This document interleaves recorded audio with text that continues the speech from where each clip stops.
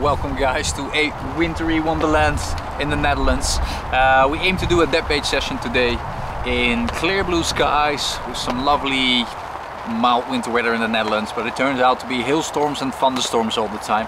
So we had a bit of delay with setting out our deadbait setup, especially because the thunderstorm came crashing in and we needed to put on our waders to put the deadbaits out, because the first part of the drop off here is quite shallow. You don't want to get the line over the mussels and the clams and then risk cutting off your new water wolf, because that's what we're going to talk about today. The water wolf had a 1 to 1.1 update with small adjustments in the kit.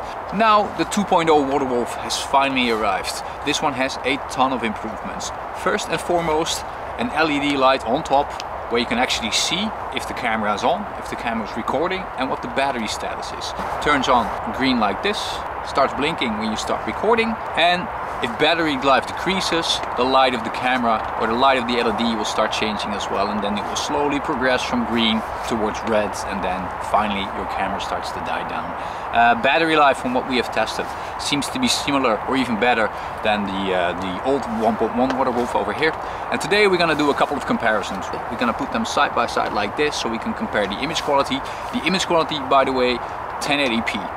Improved sensor, so better low light capabilities, and that's something we've seen while trolling on deep water or murky water, that the low light capabilities of the new water wolf has definitely improved. Other good thing is that the camera, as you can see, is similar in size, has the same way to attach the camera, so you can use your old accessories as well.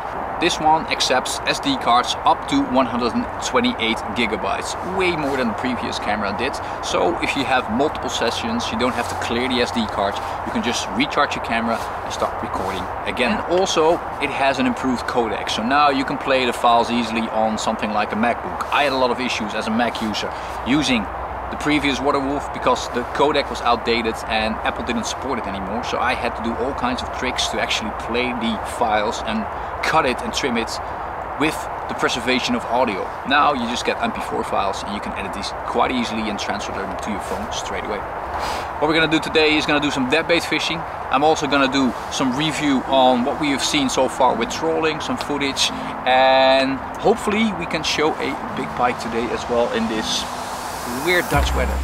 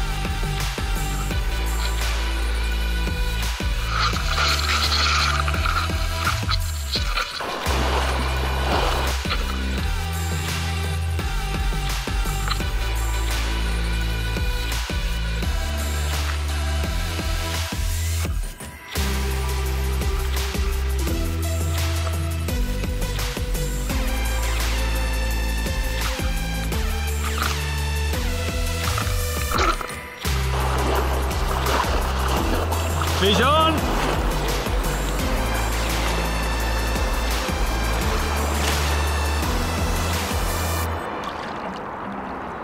Dun, dun, dun, dun. Missie geslaagd.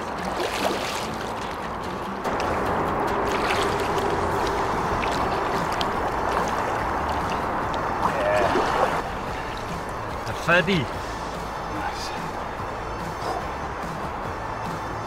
Yes. On the new water wolf. Stunning fish. Fat, not gigantic, but I'll take it as a first deadbait pike of 2022. Let's get a couple photos and let's get her back. You can see now by the blinking red light that the battery is not fully charged anymore. I think we're gonna get this one off, get some fresh herring on the trebles, recharge the water wolf, and get it back into the water again. Because hopefully we can get another one, because the one that Job spotted on his water wolf, I would dare to say, was almost twice the size of this fish in terms of weight and not in terms of length. Otherwise, it would be a 140 pike. But... So as explained before, the LED light on top is quite clear. You have the green light here, which is clearly visible. So if you get the camera out of the water while trolling or during the deadbait session, if you still want to see if the camera is still recording or if you still got battery life, now you can actually see it. Similar in size, like I mentioned before, so with the bottom kit like we have now, you can use all your previous accessories. And what we're going to do now is we're going to get a little roach, put it in front of the camera and see what the image quality is. We're going to start off with real shallow water. And let's put them down in the water and put a roach in front of it.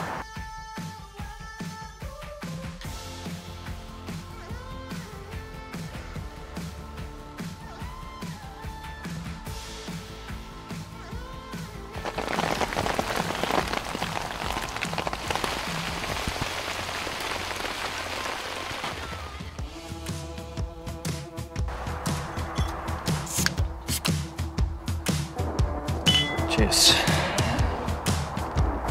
22 kilo fish in 2022. That would be very nice. I know it's quite unrealistic, but a man can dream, right?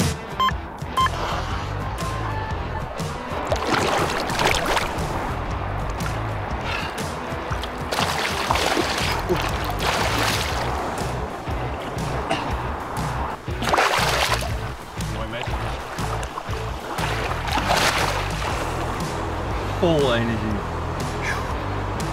Nice, the infamous pike knuckles. That's what you get when you don't use your aqua guard gloves. What a beauty. Get her back.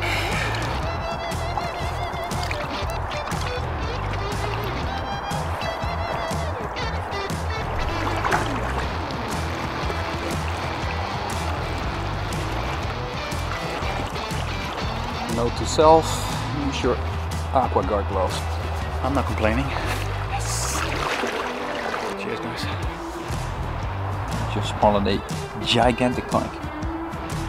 But it swam past the dead herring casually strolling. It's been a while since I fished with that bait. Job does it more often. He has a really cool Instagram account called Underwater Clips. Underwater Clips? Underwater Clips? Yeah.